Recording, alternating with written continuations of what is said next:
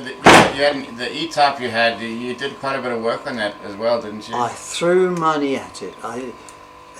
It looked good, and I bought it in Neisner, and the petrol pump let me down 20 miles or 20 k's up the road, so I had to take it back because it wasn't, you know, pushing enough fuel through to the engine.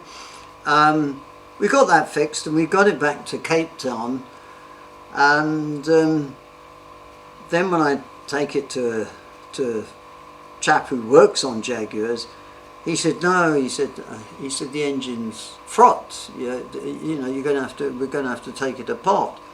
So we took it apart and we put new pistons in and new rings, and I said, well, while you're doing that, you might as well, because E-types only had 4 gears, and I said, really, with a 4-litre engine, 4.2, you actually need another gear. So he said, yes.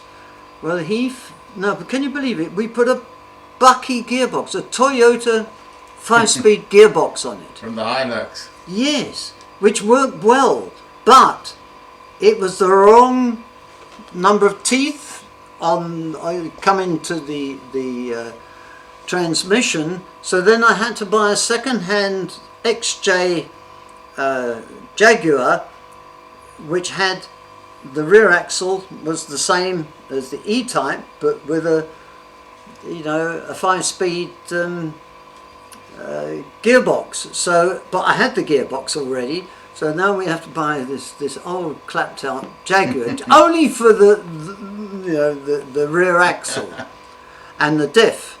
And we do that, and I said, well, you might as well put an air conditioner in and power steering and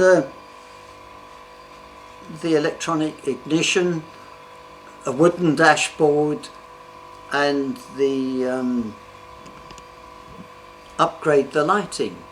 So I spend all this money, maybe $500,000 on it, and it's still unreliable. Oh God. So I said, in the end, I said, no, I'm going to sell this car. You know, it looks good, but it's unreliable. And interestingly, the guy who started to build the car in Joburg from the beginning, he almost wrote a book. And in all his notes, about 20 pages, he says at the end, I bought this car because I thought I was getting a beautiful woman, and all I got was a whore. And so he gave up. That's why I bought it. Now I throw another $500,000 at it, and I had the same feeling. So I thought I was getting a beautiful car, and all I got was a heap of headaches. So, and then I sold it at Ashley's in, not Ashley's, Crossley and Webb in town. And the English guy who bought it, he's moaning, saying he doesn't believe I spent $500,000. I said, I did, here's all the bills, you know. Well, they then took the electronic ignition out. They had to then change what my guy said. He put new stuff in. They said they were not sure it was new. I don't know how much money they spent on it. But of course, a car like that now, if it's going well, would go for 2 million rand. You're not losing money on it. You never lose money on it. Yeah. So I got all my money back. So, I mean, and I had it for, I don't know, about 8 years or something. But I didn't drive it much because it was so unreliable. What engine did you put in there? Well, it had the original 4.2. As the engine was still alright. Yes, It was the gearbox and when it drove, well, it was mainly the engine revved because it only had 4 gears, you see. And how on earth they did 150 miles an hour in those cars, I don't know how they ever did that. But it's old technology. It was a 67, it's 50 years old or something, you know, and you know, everything moves on. It all becomes more efficient, isn't it, really? And getting into something like this. Yes, well, this is it, you see, because this, for when I sold the E-type, I bought this car and the Freelander for the Sure. same money. And one day this is going to be in that same collection. Well, this is it. The Jaguar. I was at Jaguar during the week, and they said this car, they say, is the best car they ever made. It's that classic. There's not many modern cars that still have the classic lines. No, no. And you can got to put a passenger in the back as well. Well, not one like you, I don't. We get the exhaust sound.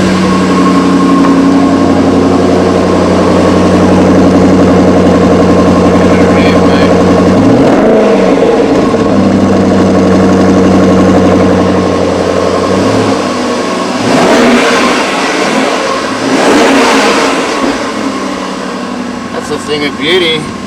Oh yes, and see that's what makes it. The exhaust go a little bit louder. That's your sports mode. See, that's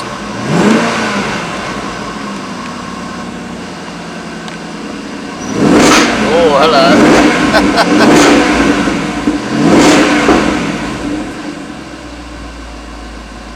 She's a bit of a goer. it's a speeding ticket car. The cops must be waiting for you in this. Yes. First I didn't even know I was speeding, but it's no, it does. It goes like a bat out of hell actually, and the sad thing is, you know, you can't use it much, and the thing they make them for use in England. Yeah. I mean, You can use it even less there. absolutely. So you can tell that this also is a dinosaur. They won't make cars like this again. Look, Aston Martin are doing it, but I think Aston are going to electrics too, you know, so it is something that... The electric might also be pie in the sky and doesn't run its full course. Well, are you going to watch, I mean, isn't it Friday and Saturday that they're having the... But those cars can only do 45 minutes and then they're out of battery. Well, this is it. Well, that's it. They do about one circuit, don't they, or something, if you're lucky, type of thing. Yeah. And That's not racing. no.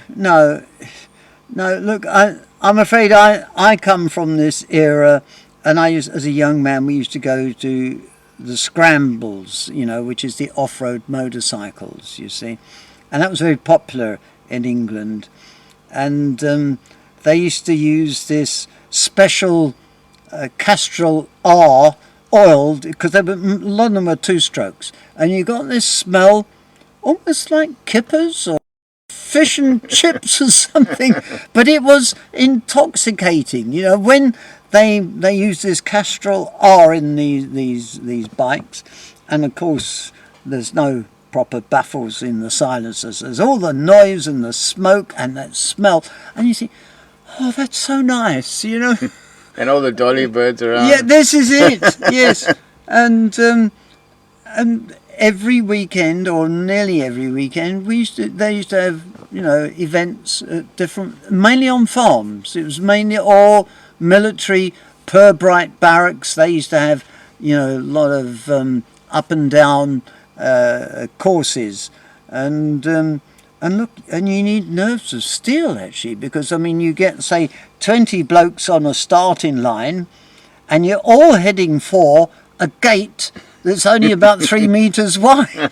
So now it's only the one with the you know, the nerves of steel, Yeah. who will go for the gap, because in the end the sensible ones start, you know, holding back to let them all go through the gate, and I just think, I'm not sure if I'd be cut out for this, really. I mean, I like to go and watch it, but I'm not sure whether I've actually got the balls to do this, really. You haven't done any racing yourself over the years? No, the nearest we got to racing was that my cousin in England was into racing Nortons, and he used to go to the Isle of Man, and he invited us to go to the Isle of Man, and he sold me a BMW, which I'll show you. It's on the there's a picture on the door there, and so we go across to the Isle of Man, and And there's a lot of blokes there. Could be 10,000 or something. And we park our machines outside it's like flats, blocks of flats where we're staying at Ramsey. And some old lady came up and she says to Gracie, "Nice to see these boys here again, you see." and we're all there and we're dripping oil all over the pavement. We're making a noise and there's smoke. And you say, anywhere else people would be complaining, but no, because it brings on, it's the last place that you can do race on the roads. Yeah. The island. I used to do it in Northern Ireland and they banned it because it's unsafe. Well, of course, the Isle of Man still do it, and we went, I think, 3 times, and the third time it was to commemorate a bloke by the name of Joey Dunlop. Oh yeah, Joey Dunlop. Who died in Latvia, somewhere in Eastern Europe. He crashed and died, you see, and it was a memorial run. And for that run, there were 20,000 motorcyclists. And so we did a lap of honour, and I got Gracie to film it. And I've actually got the DVD here of her filming, and all the crowds are cheering as we go around this course. But we're not doing the 100-mile-an-hour lark. We were going around about half that speed. But it was good experience, actually. But what put me off was the amount of people who die. Yeah. Every night, if you go to a restaurant, there'll be a sign up saying, "Were you on, the road to Douglas or something, 4:30 in the afternoon because somebody was knocked off their bike and they died," and that happened nearly every night. So when we were there, at least 3 or 4 people died, and I was talking to a guy, I don't know, only about a week ago, saying about that's what put me off the Isle of Man, and he said it still happens. Sure. When people go. They because of course you've got stone walls on the side of the road, and you've it is dangerous, without a doubt. It's dangerous, and it actually put me off. That I don't want to go to a place where people are dying. I mean, if they fall off is one thing, but to fall off and die is not nice, and so that actually put me off. But I did like the atmosphere, and. The Isle of Man is a nice place to go to. It's got a good climate, and we actually enjoyed it. But it's something that my father was he was a speedway rider. He used to ride these bikes where they had no brakes. You remember they had these bikes and race on the cinders. Now that was his forte, and he had a Norton motorbike. So it is in the blood, I suppose, and look, Richard's keen on motorbikes. You must have had a few spills, your old man. Well, he never spoke much about that, but look, I know he had broken hands, and in those days they never fixed them properly, so he always had bent fingers and. But he was clever at working on engines. I don't think he had any training as a mechanic, but he knew how to put engines together and to make them work. And I remember just watching him, and with my brother-in-law is fixing his daughter's bicycle, and the bicycle, you have the pedals and the crank in everything, and you've got a ball race on both sides, you see. Now the bearings had worn on his daughter's bicycle, so he thought he'll undo this crank and put new ball bearings in, but he couldn't work out how do you if you put them in this side, they stay there due to gravity, but they fall out that side, you see. So he couldn't get both sides fixed together. And I said to him, it's quite easy, because I remember watching my father. He lined the cup with grease and pushed all the ball bearings into the grease on that side, and this side with grease, push all the ball bearings in, and then you put the 2 cranks together, And that's how it works. Now, unfortunately, you see, unless you see somebody who's done that or they tell you how to do it, you wouldn't think of doing that. And that is where this generation is the last generation that's going to learn from their fathers, because now with, you know, the computerization and everything, the fathers have to ask the sons or the grandsons how to make the thing work. Exactly. So it's gone, you know, too quick for us, actually. Yeah. But I mean, I'll have a go at fixing anything if it's within my capabilities. And if it's not, then say, if it's the TV, no, I'm not. I don't know how to fix TVs. I'll leave that alone. But I will have a go at most things. Though. Anything mechanical, you can have a go at. Yes, I think you have, and it is, you know, it's quite important, I think, to you know, just be able to fix things and whatever. And so it never daunts me. If Gracie wants lights, I'll rig up lights for her or whatever. I'll do it, you see. And there's a pal of mine, Jewish chap, and he couldn't even fix a burglar bar. And I said, no, look, I'll bring my drill and all my stuff. I'll come and fix it for you. And his wife said, no, he's a clever guy, but he's no good with his hands. He doesn't fix things. He doesn't do things. And you know, I remember when, with my brother-in-law, the bloke trying to fix his daughter's bicycle, we drive down to the south of France, and I asked him, is this a front-wheel drive car? And he said, I don't know. He said, it's a Peugeot, and I put petrol in it. He said, I don't know. So I always like to know what engine, you know, and what transmission.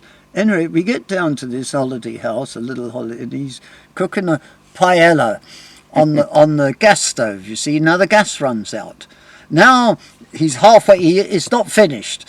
So he asked me to go downstairs and change the gas bottle over. And of course, I do that, but I can't undo the gas bottle.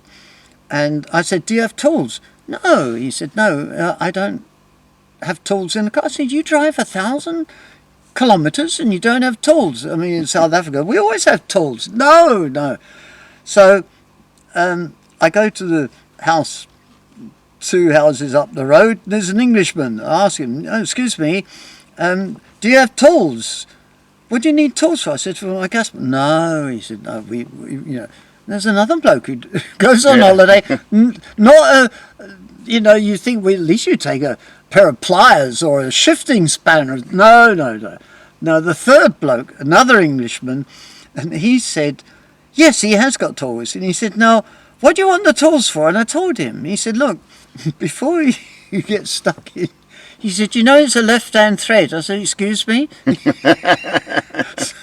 He said, in France, they use left-hand threads. Oh, God. I said, Jesus, I never knew that. Now I'm trying to bash this thing open, and I'm tightening it up, and then you live and learn. You know, one, that most Englishmen go on holiday now, and they don't expect their cars to break. They don't know what they're driving. All they know is it goes if you put petrol in it, and they take no tools if anything goes wrong. So of course. And I learned about the left-hand thread on my gas bottle, so now I'm, you know, in France things are different. But, you know, I suppose if this car went wrong, I wouldn't take tools other than, you know, to take the change of tyre, because a wheel, because I wouldn't know where to start. Yeah. And I've got a Jaguar in England, you see, and I had this put on here. But the car in England, it had metal inserts, and I didn't like it. So I go to S&G Barrett and said I want the teak fascia, and they said, oh yes, no problem. Now I start trying to fix the things, and I can't do it. So I give up. The car drives, so I drive it to a panel beater. And I asked him, I said, could you do it? He said, oh yes. I said, but you know, they've got these strange screws in here. It's not an Allen screw, and it's not... I mean, why do they do this? And he said, quite simply, it's to stop blokes like you fiddling with the cars. and in the end, he said, you can buy these star screwdrivers. And he said, yes, but I'll do it for you, you know, for a few quid. But that's, you know, they just make it difficult. They don't want you touching the cars. That takes the romance out of owning the car. Absolutely. And it's something that I think, you know, like the car in England, I wanted the teak on the inserts on the dashboard, and I wanted it around the gear lever. And they said, oh no, we don't do that. We only do it for the automatic. And I said, but surely it will fit. They said, no, it doesn't fit exactly. I said, I'll buy it. I'll make sure it fits. I've made it fit. And in the end, you see, because that's what I wanted. But with this car, I mean, I think to put these two inserts in... Is this real wood? It is real wood, sure. Yes. And That's a nice it's touch. like a veneer, and they put it on the metal. It's a technique, they put it on the metal. But, I mean, that cost me, I don't know, about 10,000 years ago. And it was about another 10,000 here, and I said, no, forget it. And here, they wanted 10,000, 5,000 for each of these little tiny things here. And, because that's this gun metal, that's what they had here, and I didn't really like it. And how do you find the e-handbrake compared to a traditional one? I don't really like it. And you actually have to be very careful, because if you disconnect the battery, the handbrake gets locked and you can't free it. And most modern cars are the same. The Mercedes is the same. It's an automatic, and I had a problem. Well, the battery was 12 years old, and now it locks it into gear. And I had the car. It drove a bit, and then it stopped. And it wouldn't start. No, it's blocking the driveways. How do I get this car out of gear? And then we get the handbook out, and it goes through step by step. Take the ashtray out. What? The ashtray. I've got to take this out, yes. Take out the cigar lighter thing. And if you lift a cigar lighter out, there's a little hole, and if you put a ballpoint pen in there, you can push. There's a little lever that locks the gear lever. If you push that down, you can free the handbrake. But if you didn't know that, you'd never do it. You say, I have to get them to come and tow the, lift the car away to release the handbrake. But this is, I suppose, part of their anti-theft arrangement. If anybody fiddles with the battery and takes it out, it immediately locks the gears into position, which is good if you know how to free it. But if you don't, you are then stymied. They're making you the reliance on them for... You've got to then call them to bring up a low bed. They got to lift the car onto the low bed and take it away. Or just because you've got to take the ashtray out and push a ballpoint pen or a screwdriver down there just to push the lever away from the gear lock. And but this is a learning process, you see, and but lots of people say, oh, blow this, it's too complicated. And I guess you notice the positives of the brakes on this car must be phenomenal. They are just unbelievable, yes. I mean, and the thing that, what surprised me, because I didn't read the handbook when we're driving up to Plett, and I put it on cruise control. Well, the cruise control has a thing called activated cruise control, which's got like a radar in the front, and it locks on the back of the car in front, and whatever the speed that car is doing, and you can choose whether you're 100 meters behind or 150 or 200 meters. You choose your distance, and you just lock it on, and bingo, that car will take you to your destination. Yeah, as long as he doesn't go off the road, you're fine. Exactly, and he's got to go to the same place. And the car will brake as he brakes and whatever. And you see, it does make driving a lot easier, doesn't it, really? Big time. Now, What is your favourite car? What would you prefer? As I suppose you were going to say a Ferrari. I'll take the 500 SL. Would you? With a hard Yes. top. Yes. Look, that is iconic. Yeah. Because they made them solidly. There's not much plastic in it. Yeah. And they say the best years for Mercedes, saloon cars actually, was 68 to 72. There's 4 years where they used